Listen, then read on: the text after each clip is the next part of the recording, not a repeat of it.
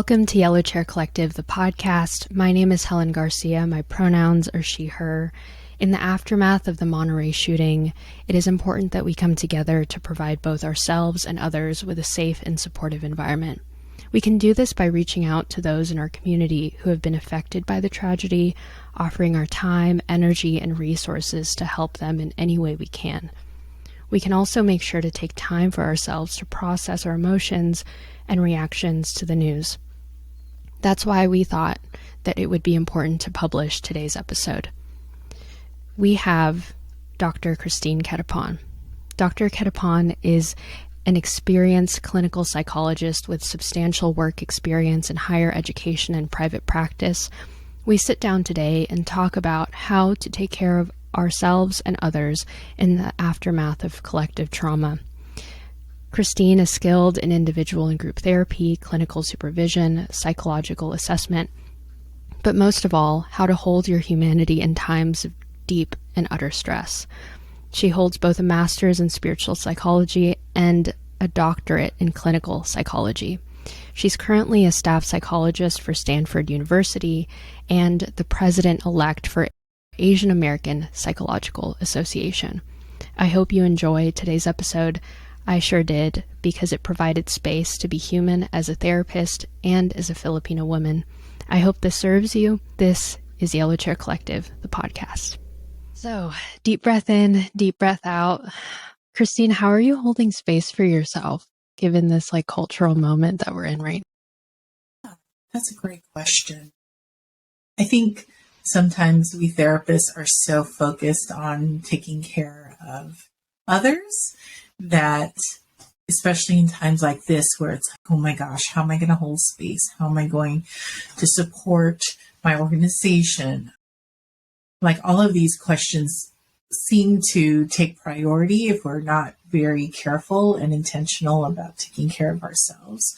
And so I'm very fortunate to walk the walk and have my own therapist who challenges me and says, okay, how are you going to self-care in the half hour that you have between this podcast and your clients who are going to want to talk about this? And I said, oh gosh, I haven't thought about it because I was so focused in how I wanted to be there. But I think one of the things that she reminded me of is that we're human.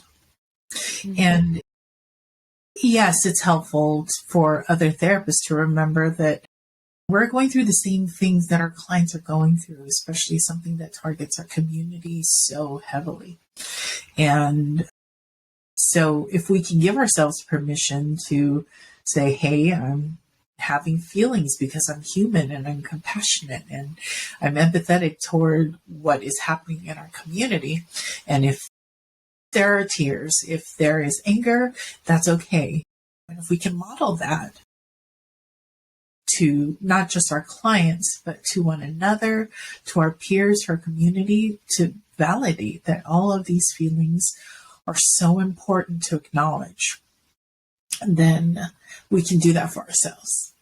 And so I am going to be doing lots of art afterwards. I'm going to be trying to channel my creative juices into something that's healing for me. So I think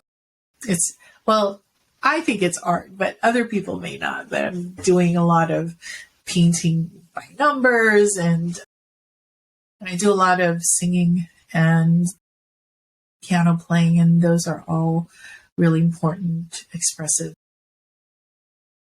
pieces of my healing, as well as being in my own therapy and having wonderful colleagues and friends to confide in, especially those who understand the collective trauma of what's happened. So I appreciate you for asking that question, because it is a reminder for me to be human and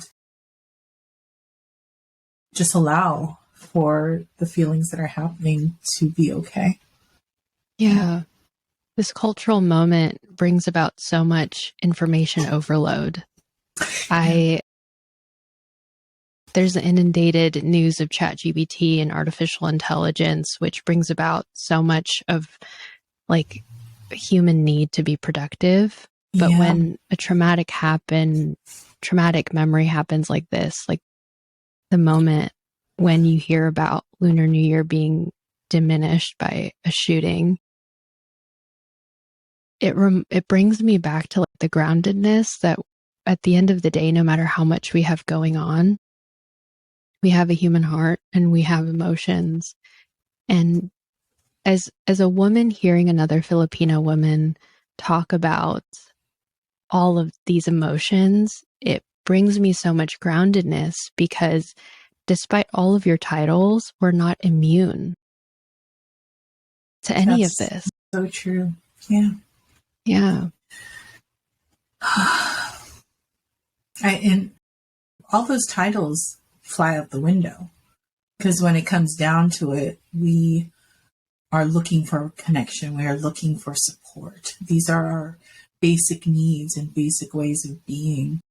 One of our primary values is kapwa, and that connectedness and just feeling with one another. And I think it's been interesting to reflect on not just this past shooting, but also the Atlanta shootings. I remember when it happened, the victims were not part of my ethnic background. They're all the way on the other side of the country. And yet my pain was so deep, because so many times our community is seen just as a homogenous society, and this doesn't take into account all of the different aspects of our different cultural and religious backgrounds, like everything that makes each Asian community unique.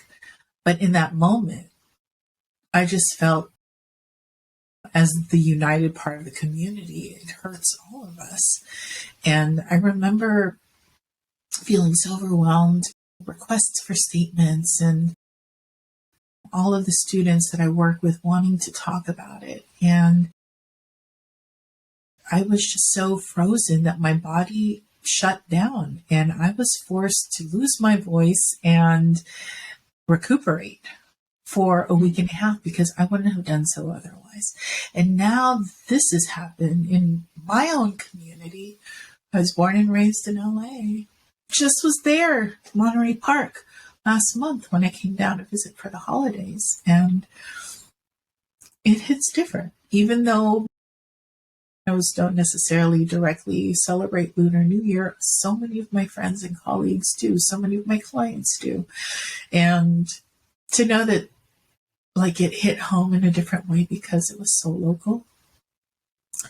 Yeah, it's like, I don't know what I'm feeling. And I would love people to know it's okay to not know what you're feeling. Sometimes this overwhelm is going to be comprised of shock, anger, disillusionment, checking out.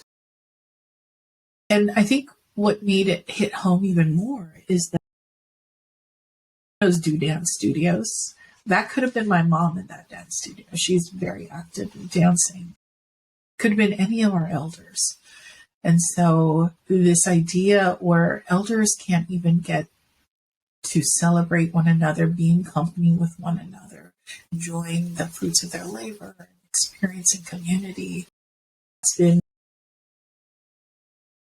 impacted significantly. And during the Lunar New Year, I'm incredibly sad. And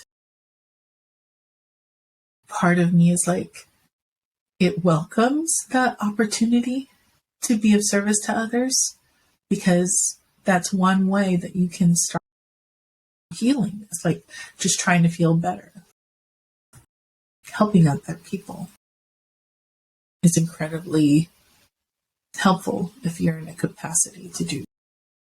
And you don't have to be a therapist. You could just be someone in community, reach out to a friend. I'm so grateful that my friends who are not PI reached out. I'm like, hey, how are you doing with all of this? And it was so touching that I have friends that will do that, because they'll know me and they'll know how much it affects me and others in the community. So you can help others by being yourself. whether or not you've been affected by these shootings. So I think that's really important. You don't have to be a professional to do it. We professionals rely on our non-professional supports so much. Whew, this conversation is deep, but it's important, especially so close to everything that's happening. So I appreciate the opportunity to share some of these thoughts. I also think it speaks to your integrity, because you emailed me a few hours before we were supposed to come on, and you wanted to hold space for this. Yeah. And as a leader, as a professor, as a therapist, as a woman, as a Filipino woman, we have so many intersectionalities. But part of what holds it together is our integrity as one person. And one of the, I'm only 26, and one of the things I'm realizing I never learned in school was how to not externalize control. And when this first happened to me, when I first heard about this news, I was thinking about all the errands I needed to run, how much work I needed to get done, just the hustle of having to do something, and the repression that happened. And it wasn't until my supervisors at Yellow Chair, the leadership, sat us down as a staff and said, "How are you doing?" that I realized that that was my compulsion to externalize and to find control in other ways. Yes. Yeah. Yeah. It's so interesting because I think as women of color, especially when we're in these spaces of being in leadership or being in higher ed or what have you, that is such a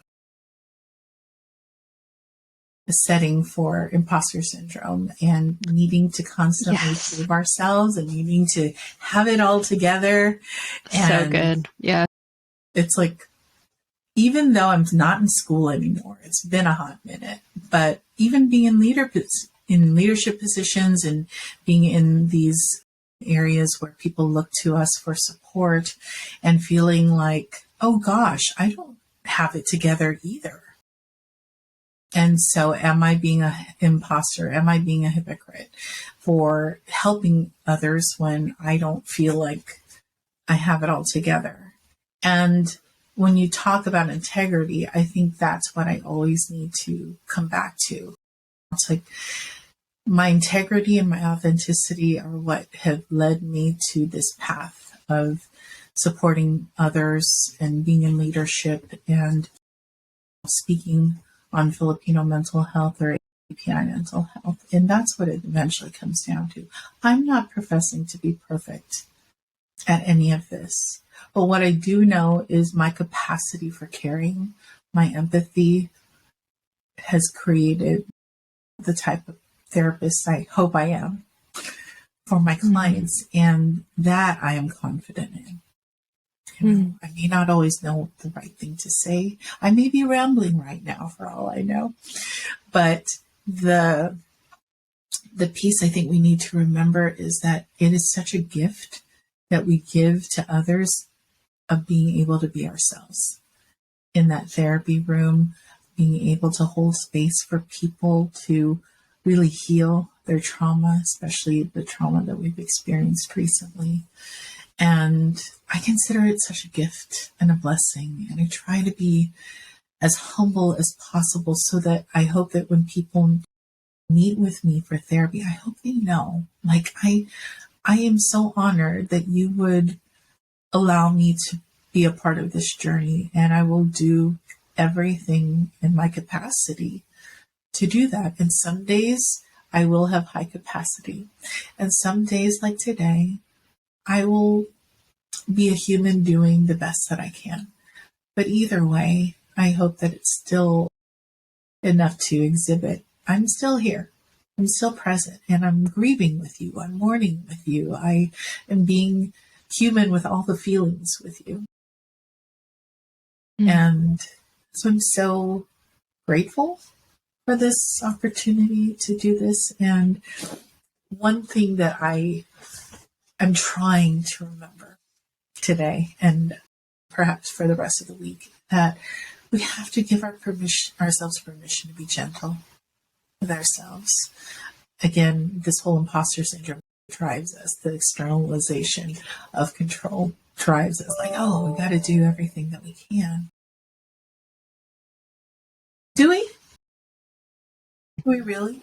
Or can we just be present and be authentic and let that be enough? Because really, that's what drives the therapeutic relationship. That's what drives the trust. And having someone be present with you, that's more than enough.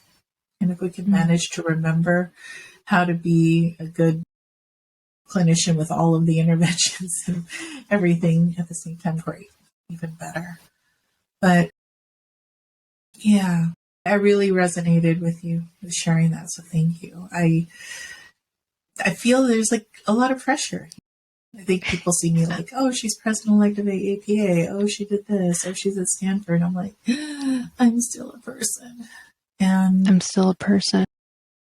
We're all still people. And like I said, it's so important to have community. So I'm so grateful for APA. They are my professional family.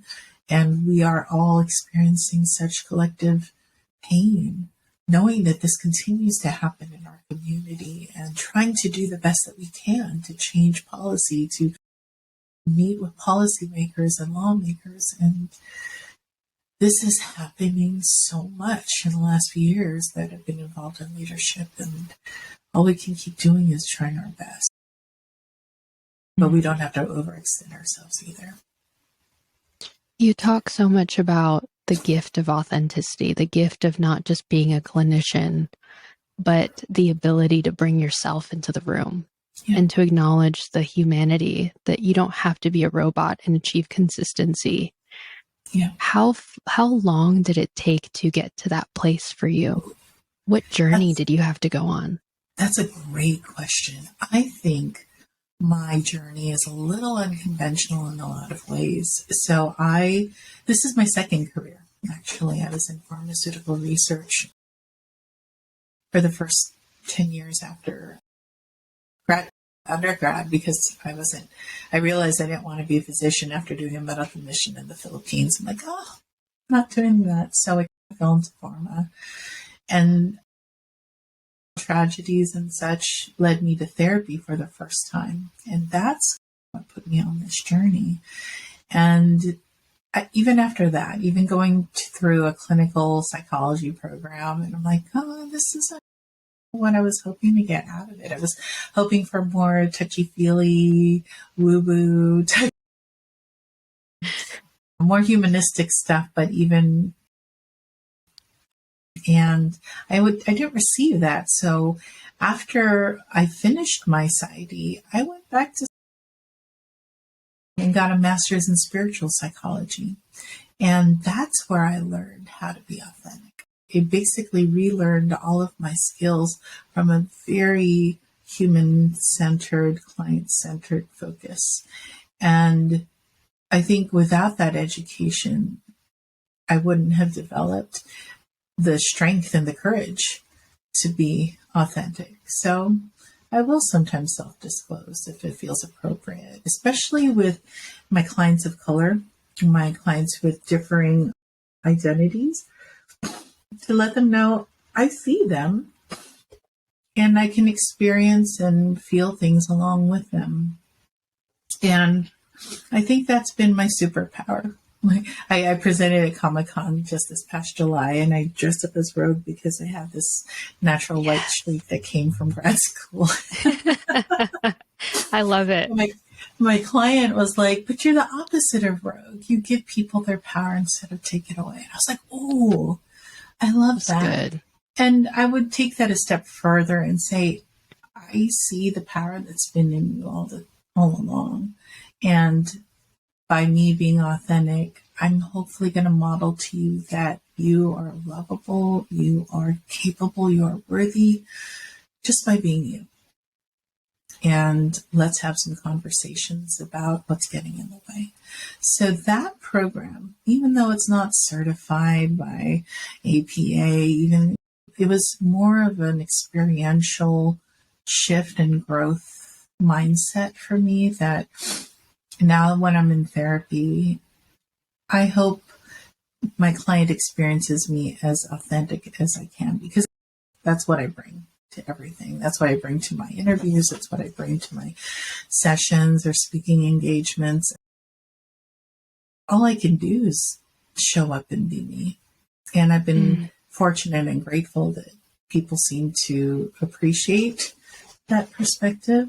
And it's interesting because I think spirituality is starting to rear its head in our clinical spaces. One of my friends is now pursuing, I'm not sure if it's a doctorate or a master's degree in clinical psychology and spirituality from Columbia. And I'm like, what?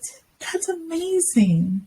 It's amazing that we can be different clients. And I think what I really appreciated about my program is that I get to bring all of myself, including my cultural worldview, which is not something that I could say was really emphasized.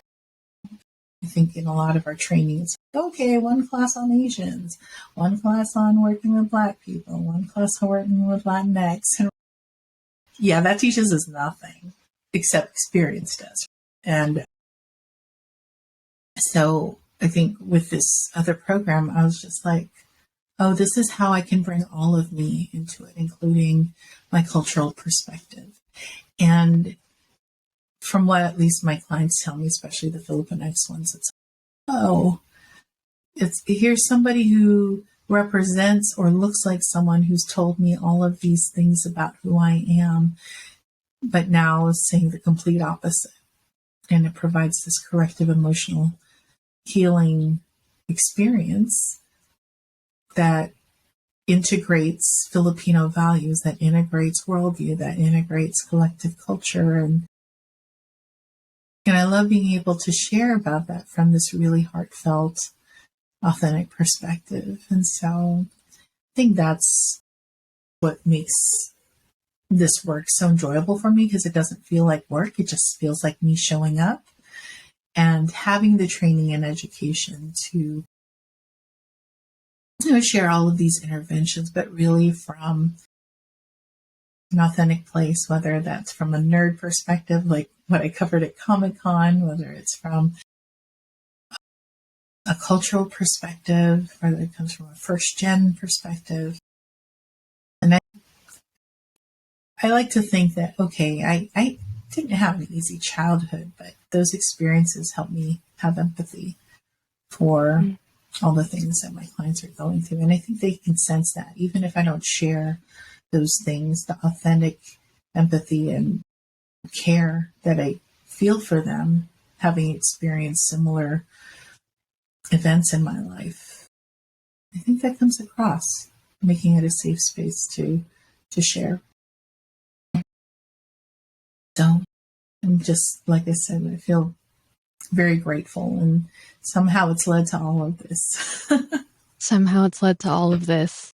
You talk about getting a master's in spiritual psychology, and in some addiction circles, they talk about this principle of we're not physical beings having a spiritual experience. Yes, that's exactly what we cover that. We are spiritual beings having a human experience. And so That's when right. we think about human experience, that's what we're talking about today. Whether or not people are spiritually inclined or not, we are all having human experiences and emotions and reactions with everything that happened this past weekend. And not just this past weekend, but for the past few years, with the intense focus on Asian Americans being scapegoat for so many things in this country. I had a little bit of a reaction. I don't know if you watched The Last of Us. It referred to an Asian country being the start of the outbreak, and I'll stop there for spoilers. But I'm just like, did it have to be?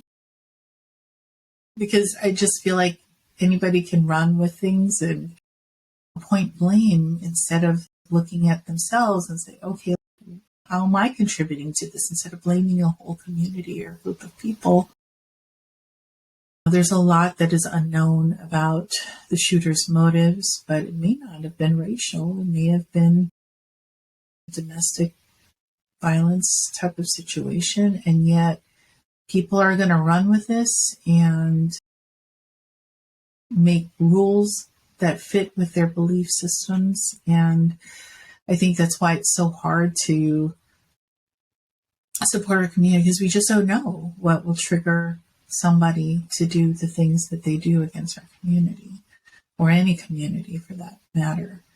And so I think all we can do, all that we do have in our control, is to put out those resources, to put out this information. For example, I'm in the midst of creating a draft of a statement plus resources on behalf of AAPA.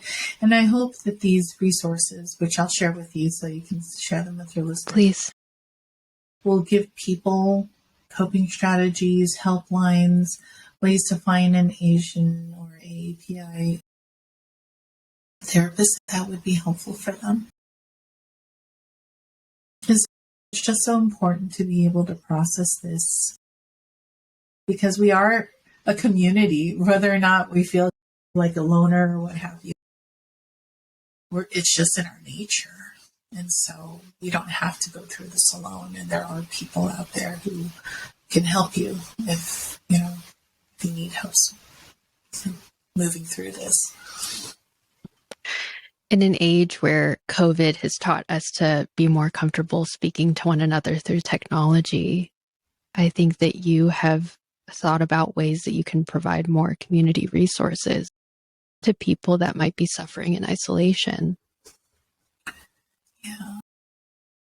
I've tried to apply for some of these online things, I won't say their names. There's a lot of programs out there that provide texting support or email support. And I say use whatever support works for you. But I think part of the most important thing with therapy is having that one-on-one connection, that trust, that visual of allowing someone to care for you, allowing someone to support you, to let you know that you are worthy and supported. And sometimes that feeling of connection is lost with our virtual methods.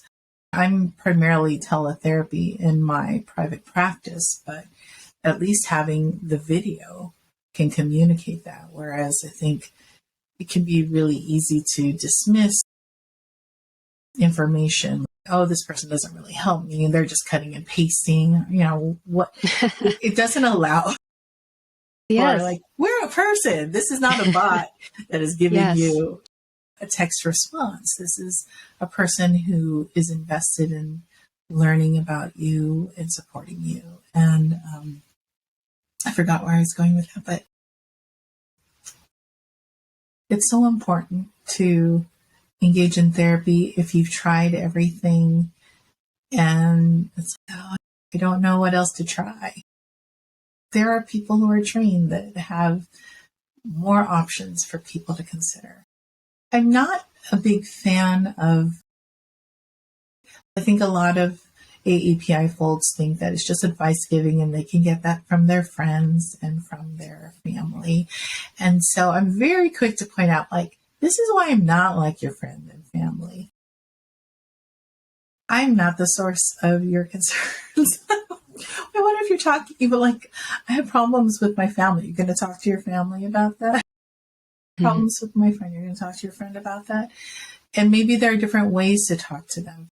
We're confidential. We're not going to chismes. We're not going to share that information. And we're actually trained to help. But more than that, I firmly believe, and this is something I learned more in my spiritual psychology program than my clinical one, that you are the expert on you.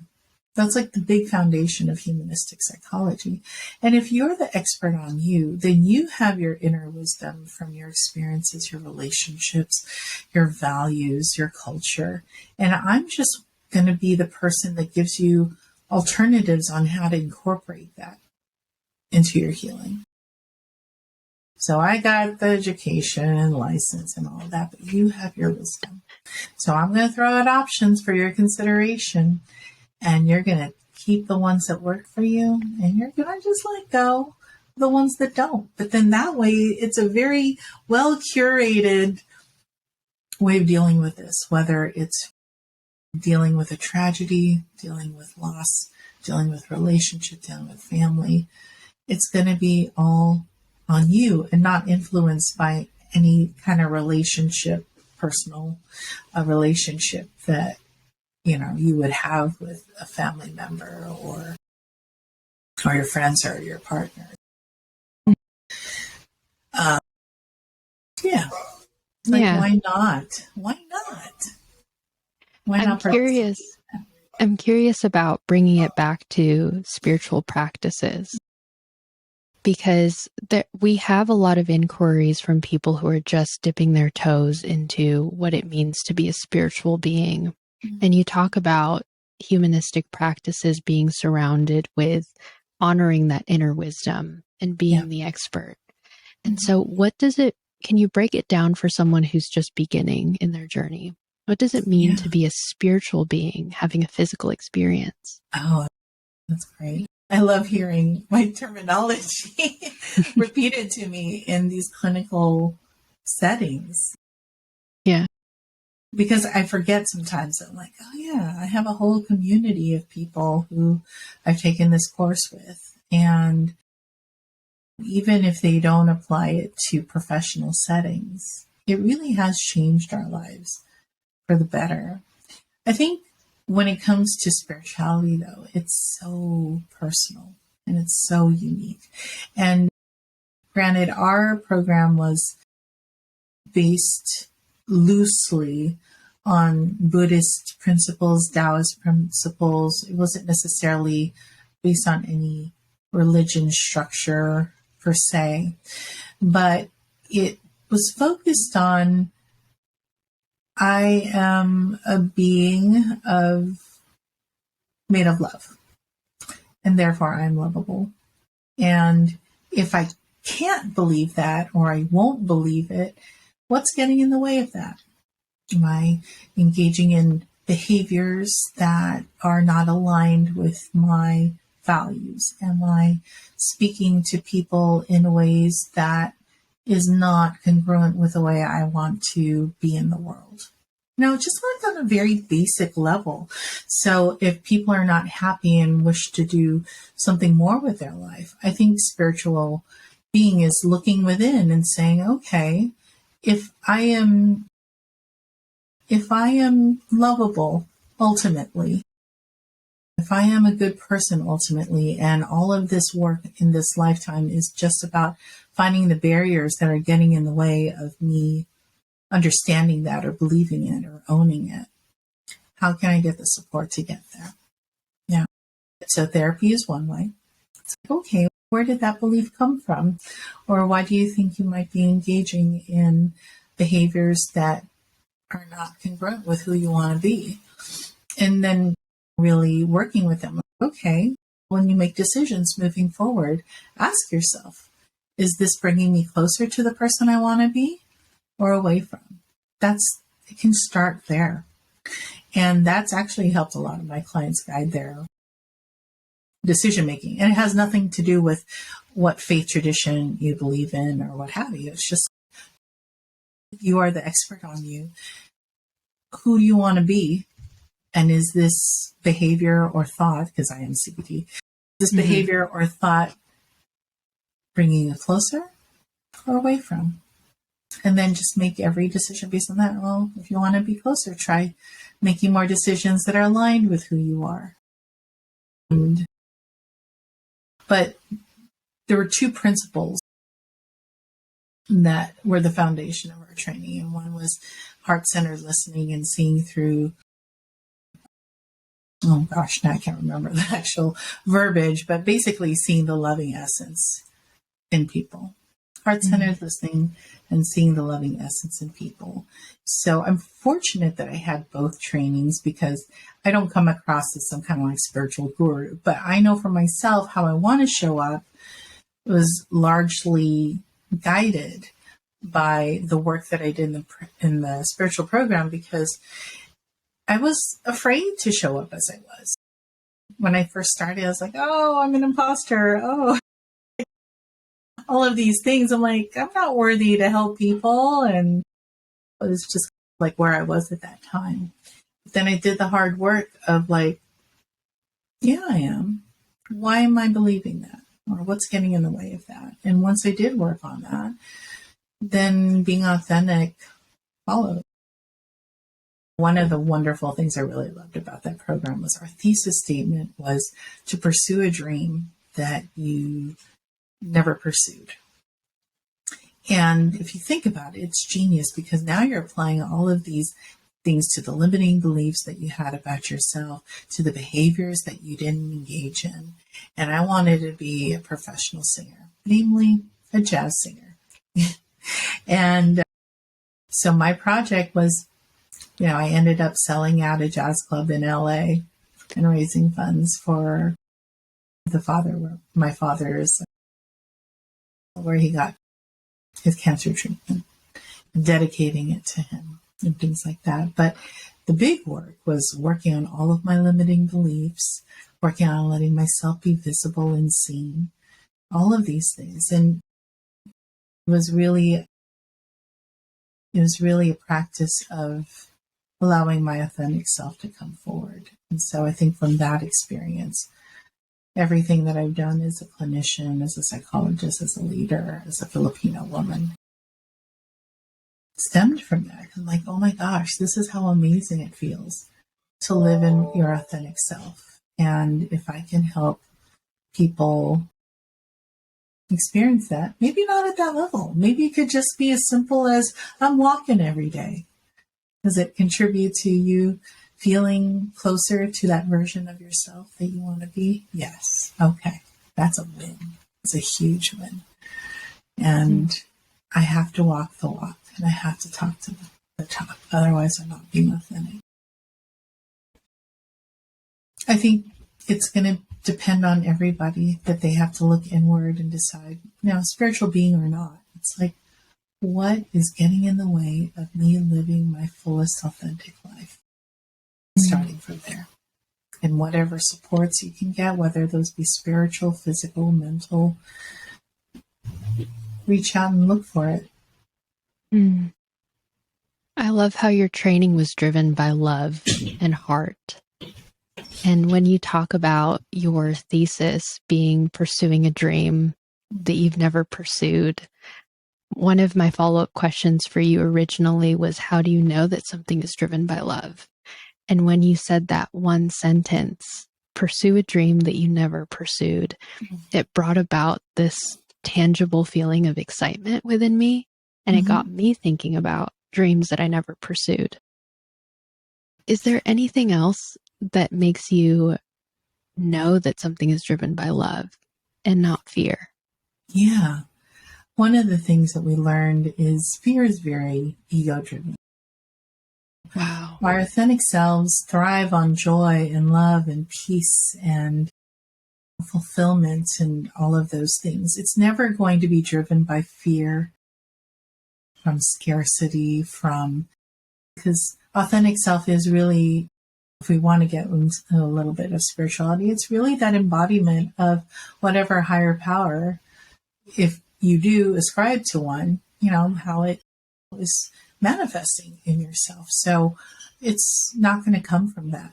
One of the exercises that I've really enjoyed from our program was having a conversation with that authentic self and letting that be your inner counselor, and such that if they are speaking or responding to you, so you're basically dialoguing like empty chair. Oh, I feel this way. And then the authentic self, the inner counselor, would respond, but from a very loving place, which is something that we don't really do. We're very critical. We're very self-deprecating when we talk to ourselves. But if we could channel that piece of us that is nothing but loving and supportive, and letting that be our authentic self, it's amazing what comes forth. And you can make it God, Jesus, Buddha, any higher power nature that you ascribe to, but then it's like really learning how to channel that voice, because ego, wanting to protect us, that's where all the fear and the judgment and all of that comes from. It's never going to be our authentic self-judging. So when we can step out of the brain focused stuff, the ego focused stuff, and just go, what is my heart telling me? I love you. You are trying your best. And maybe this is something you can talk to with somebody, because it seems like it's really hurting you. And I really want you to feel healed and complete. Like, I would never say that to myself if I was just like in my own cocoon. But when I'm like really trying to channel, how would somebody respond to me if they were like in the all loving kindness? The loving kindness exercises that we learn in mindfulness, it's kind of an extension of that. If all we did was like speak from this very loving, very kind space, how much healing could we experience? Because then we're not trying to please anyone, we're just being loving toward ourselves. Another one of we have so many good like quotes, but healing is the application of loving to the parts inside that hurt. Ooh, that's good. I still get goosebumps. That's so good. And so how can we be loving? Regardless of spiritual, religious nature, how can we be loving? Hopefully first to ourselves, and therefore then let that come out into the world. If I can be loving toward myself, imperfect as I may be, despite all of the flaws that I still wake up and notice in the mirror, but I'm going to be loving toward myself toward that. How can I then practice that, model that? So I came into this podcast with the intention, if I cry, because that's my authentic self. And I'm crying from love and pain, which makes us human. And but yeah, that healing piece of it, I think, really embodies this aspect of loving that I think doesn't always come across when we're working in clinical settings, when we're working with sessions and clients. But I'm hoping that the intention of loving is behind and visible and received by people, whether or not they're willing to receive it. Sometimes I have clients like, not ready for this care and support. I'm not ready for it to be focused on me. I'm like, that's okay. Wherever you're at is okay. And let's just work with you from there. Yeah. So, Christine, I want to be respectful of your time because I know we're a little bit over. Okay. So do you have time for one more question? Yeah. So my last parting question to you is, if you could meet yourself 30 years ago and you can only give her one piece of advice, what would you tell her? That's such a great question. You're full of great questions. I would say, Thank you. You are loved and you are worthy, and you're going to do amazing things because you are loved and you are worthy. I don't think I would have believed that 20 years ago. I was really struggling, actually, or 30 years ago. Yeah. I'm amazed with the wisdom that age brings and the emphasis of what's important and what's not. And I know our community will heal from this, but it's still going to be important to connect and to ask for help, because help is available. And that we, whether you're a therapist or not, also practice those things for ourselves so that we can do the good that we're called to do. Yeah. Christine, I want to acknowledge you for your humanity, for the amount of humility and honesty and integrity you came in. I'm going to re-listen to this interview and just sit in it with gratitude for a little bit, because I'm really thankful for your time and just energy, because I'm really thankful. Thank you so much. This was very healing for me as well. So I appreciate the opportunity to talk and share my authentic self with you. And I hope your listeners will gain something from it. And like I said, I'll be sure to forward the statement and the resources that are available for people if they would like more support in healing from this, or just talking about things that are keeping them from being their authentic selves as well. Of course. Thank you. Thank you so much. Thank you. Ah.